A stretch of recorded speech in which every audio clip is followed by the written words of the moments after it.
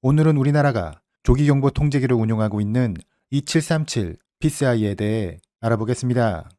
지구 남반부에 위치한 호주는 국토 면적이 770만 제곱킬로미터로 우리나라의 77배에 달하는 광활한 영토를 보유하고 있는 나라입니다. 호주 공군은 이렇게 넓은 영토를 수호하기 위해 원거리에서 접근해오는 적을 빠르게 탐지하는 것이 필수적이었는데, 이를 위해 고성능의 레이더를 장착한 공중조기 경보기가 반드시 필요하다고 판단하게 되었습니다. 따라서 1994년 호주 공군의 조기경보 통제기 도입 사업인 프로젝트 5057 웨지테일 사업이 시작되었습니다. 가장 대표적인 조기 경보기로는 미군이 운용하고 있는 E3 센트리가 있었는데, 이 기체의 원형인 B707 여객기는 생산이 중단된 상태여서 호주는 새로운 항공기를 기반으로 한 조기 경보기를 도입해야 했습니다. 이 사업에는 노스롭 그루먼사의 메사 레이더를 장착한 보잉의 B737, 노스롭 그루먼사의 APS-145 레이더를 장착한 록히드 마틴의 C130J, 엘타사의 펠콘 레이더를 장착한 에어버스의 A310 기종이 참여하게 되었습니다. 시험 평가 결과 호주 공군은 보잉의 B737 기종을 선정하게 되었으며, 이 기체는 최종적으로 E7 웨지테일이라는 명칭을 부여받게 되었습니다. 그럼 E7의 성능에 대해 알아보겠습니다. E7의 원형은 1967년에 개발된 B737 여객기인데, 보잉에서 생산된 이 기체는 현재까지 무려 1만 대 이상 생산되어 세계에서 가장 많이 팔린 여객기로 알려져 있습니다. 26,300파운드 엔진 2기를 장착하고 있으며, 이를 통해 최대 항속거리 6,200km, 최대 이륙 중량 77톤, 세공시간은 9시간입니다. 조종사 2명에 임무용 콘솔을 조작하는 승무원 10명이 기본 인원인데, 교대 인원까지 포함하면 최대 20명까지 탑승할 수 있습니다. E7의 가장 핵심적인 장비는 동체 상부에 장착된 메사 레이더입니다. 길이 10.7m, 높이 2.35m인 이 T자형 레이더는 전자주사식 위상배열 방식으로 L밴드 주파수로 360도 감시가 가능하며, 전투기 크기의 목표에 대해 370km, 해상의 호위함 크기의 목표에 대해 240km에서 탐지가 가능하고, 360도 전 방향이 아닌 한 방향에 대한 집중모드 사용 시에는 최대 850km 거리의 목표물 탐지도 가능한 것으로 알려져 있습니다. 이 레이더는 공중과 지상, 해상의 목표 3,000개 이상을 동시에 추적할 수 있으며, 그중 위험도가 높은 24개 목표에 대한 요격 임무도 통제할 수 있습니다.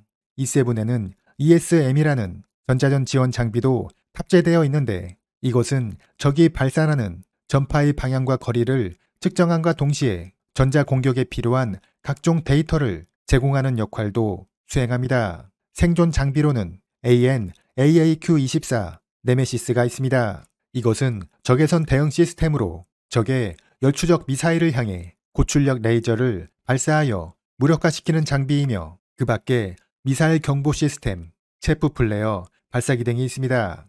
호주는 2012년까지 총 6대의 E7을 도입했는데, 현재까지 여러 차례의 성능 개량을 실시했으며, 앞으로도 링크 21호의 데이터 링크 업데이트 사업도 계획하고 있습니다. 이렇게 호주 공군이 최초로 E7을 도입하자 튀르키예 공군도 2014년부터 4대의 E7을 도입하기 시작했습니다. 튀르키예군 E7의 특이한 점은 미국제 전자전 장비를 장착하지 못하고 있다는 것입니다. 미국이 민감한 군사장비라는 이유로 ESM 전자전 장비의 수출을 거부하자 튀르키예는 자국산 전자전 장비, 이탈리아산 HF 통신기, 독일산 임무 컴퓨터를 따로 수입해 장착할 수밖에 없었습니다.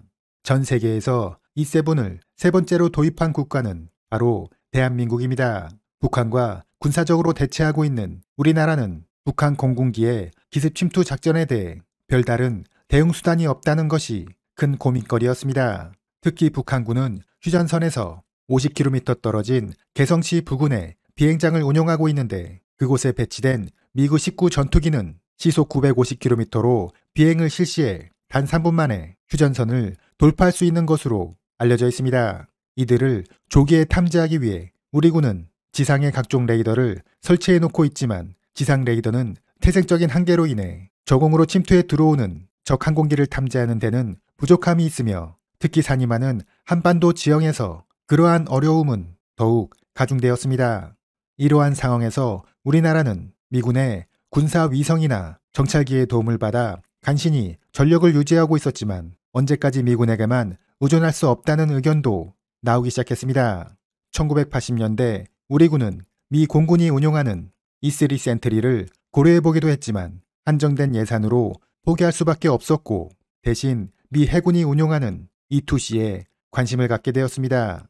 따라서 E2C를 들여와 시험평가를 실시한 적이 있었는데 이 기종은 바다에서 매우 우수한 성능을 보여주었지만 산이 많은 육지에서는 AN2기와 같은 저공 침투 항공기를 제대로 파악하지 못하는 것으로 확인되었습니다. 그 외에도 우리 군은 조기 경보기를 도입하기 위한 시도를 계속 실시했지만 IMF 금융위기와 국방예산의 부족으로 사업은 계속 지연될 수밖에 없었습니다. 결국 2003년이 되어서야 정보 수집 및 전략 타격 전력, 첨단 지휘 통제 장비를 조기에 확보한다는 국방 계획에 따라 사업이 본격적으로 진행되게 되는데 이것은 약 2조 원을 투입해 4대의 조기 경보 통제기를 들여오는 것이었습니다. 당시 국방부가 제시한 성능 요구 조건은 다음과 같습니다.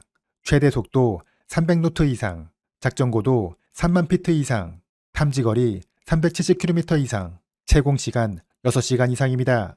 이러한 요구 조건에 가장 부합하는 기체는 보잉의 E7과 미국 걸프스트림사에서 제작한 비즈니스 전용기인 G550에 이스라엘의 펠콘 레이더를 장착한 기종이 최종적으로 남게 되었습니다. 이 두 기종의 장단점은 명확했는데 먼저 G550은 항속거리, 순항고도, 채공시간, 운용 비용에서 우세한 면을 보였던 반면 E7은 레이더의 성능, 안정적인 후속 군수 지원에서 강세를 보였습니다. 결국 우리가 선택한 기종은 보잉의 E7이었는데 레이더의 성능이 우수해 탐지 범위가 더 넓다는 점, 그리고 유사시 미군과의 즉각적인 연합작전이 가능하다는 점이 주된 이유가 되었습니다. 그리고 우리 공군은 이 기체의 정식 명칭을 E737 피스-I로 명명했습니다. 우리나라는 보잉과 계약을 체결하면서 사업비의 51%를 각종 기술 이전과 국내 업체들의 참여에 소비하기로 합의했으며 이에 따라 1호기는 미국에서 제작하고 나머지 세대는 카이에서 조립하기로 했습니다. 2010년 우리 군은 김해 공군기지에 제51 항공통제비행전대를 창설하고 2013년부터 4대의 피스-I를 본격적으로 운용하기 시작했습니다. 이로써 우리나라는 피스-I가 청주 부근에서 비행을 하여도 평양과 원산을 포함한 북한의 주요 지역을 감시할 수 있게 되었고 레이더 집중 모드를 사용하면 감시 거리를 중국까지 확장할 수 있게 되었습니다. 피스-I의 주요 탐지 목표는 북한군의 일반적인 전투기뿐만 아니라 저공으로 침투하는 AN2기, 헬리콥터, 순항미사일 등이 있는데 다만 우리나라가 도입한 피스-I에는 탄도미사일을 탐지하는 기능만 있고 추적하는 능력은 없는 것으로 알려져 있습니다. 또한 데이터 링크를 통해 공군 전투기와 해군 이지스 체계, 미군과의 상황 공유가 가능하며 이로써 방공작전에 대한 지원뿐만 아니라 해상작전, 근접 항공지원작전, 특수작전 등에도 투입이 가능하게 되었습니다. 이번에는 미 공군의 조기 경보기에 대해 알아보겠습니다. 현재 미 공군은 E3 센트리를 31대나 보유하고 있습니다.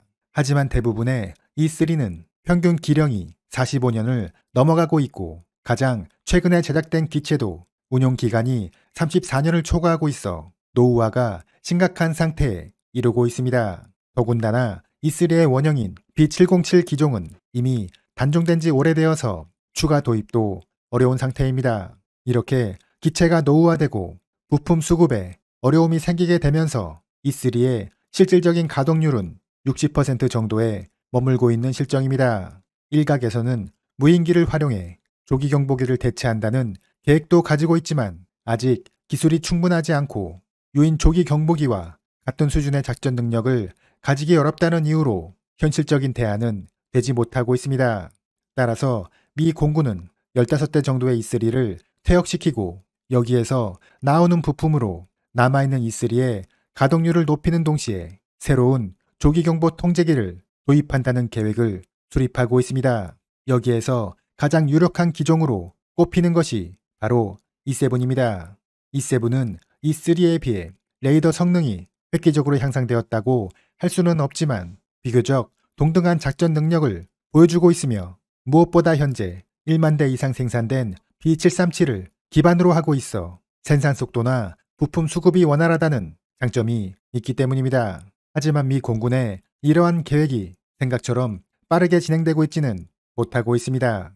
미 의회 입장에서는 노후화된 E3가 일시에 퇴역하게 될 경우 전력 공백이 매우 크고 이를 대체하는 E7의 도입이 예산상의 이유로 지연될 수도 있어 계획 실행에 신중한 입장을 보이고 있습니다. 결국 미 공군이 새로운 조기경보 통제기로 E7을 내정해 놓고 있는 것은 사실이지만 이 계획이 구체적으로 언제 실행될 수 있을지는 좀 더 지켜볼 필요성이 있습니다. 현재 우리나라는 조기경보 통제기 도입 2차 사업을 진행하고 있습니다. 총 3조 900억 원을 들여 4대의 조기경보 통제기를 들여오는 이 사업에는 보잉의 E737, 사브의 글로벌 아이, L3 해리스의 피닉스 이렇게 3개의 업체가 참여하고 있습니다. 여기에서 사브와 L3 해리스는 사실 G6500이라는 동일한 비즈니스 항공기를 사용하고 있고 여기에 장착되는 레이더만 다르다고 할 수 있습니다. 그럼 사브의 글로벌 아이에 대해 알아보겠습니다. 스웨덴의 방산기업 사브는 항공기 동체 상부에 A사 레이더를 장착했는데 공중과 해상, 지상을 모두 탐지할 수 있는 것은 기본이고 특히 소형 보트나 잠수함의 잠반경까지도 탐지할 수 있는 정밀함을 갖추고 있습니다. 사브는 한국과의 방산 협력을 통해 과거 대표봉 레이더 기술을 이전해준 이력이 있으며 이번 2차 사업에서도 항공기 설계 기술, 레이더 및 전자전 기술, 시스템 통합 기술, 데이터 퓨전 및 트래킹 기술 등을 이전해줄 수 있다고 홍보하고 있습니다. L3 해리스의 피닉스는 G6500 항공기에 이스라엘 엘타사에서 개발한 레이더를 동체 양측면에 내장한 기체입니다. L3 해리스사에서 특히 강조하는 것은 국내 업체들과의 협력을 강화하겠다는 것인데 레이더의 제작은 LIG 넥스원과 공동으로 진행하고 항공기 제작과 통합 그리고 기타 유지 보수에 대해서는 대한항공과 협력하기로 했습니다. 반면 보잉은 E7의 우수한 성능을 강조하고 있습니다. 레이더의 탐지 능력이 우수한 것은 기본이고 중형 여객기를 사용해 넓은 내부 공간으로 임무용 콘솔도 10개나 사용할 수 있어 6개를 사용하는 G6500 비즈니스 항공기보다 더 많은 임무를 수행할 수 있다고 주장하고 있습니다. 다만 가격에 있어서 사브가 2조 5,600억, L3 해리스가 3조 500억인 반면 보잉은 4조 3천억 원으로 가장 비싸다고 할 수 있습니다. 이에 대해 보잉사는 E7의 가격이 앞으로 내려갈 가능성이 높다고 설명하고 있습니다. 미 공군에서 구형 E3 조기 경보기를 대체하기 위해 E7을 26대나 도입하기로 계획되어 있으며 나토군에서도 14대를 추가로 도입할 계획이어서 기체 단가를 상당히 낮출 수 있다는 것입니다. 또한 보잉사는 기존 한국 공군이 운용하고 있는 피스아이와 동일한 기종이기 때문에 각종 정비시설이나 장비, 교육 비용 등을 절약할 수 있으며 도입 비용과 운용 비용을 모두 고려한다면 비싼 가격이 아니라는 것을 주장하고 있습니다. 현재 우리 공군은 3개의 기종에 대한 시험 평가를 모두 마친 상태이며 여러 조건들을 고려해 올해 안으로 최종 기종을 선정할 계획입니다. 하루빨리 기종이 선정되고 사업이 신속히 진행되어 우리 공군이 8대의 조기경보 통제기를 보유하는 그날을 기대해봅니다. 이상으로 마치겠습니다.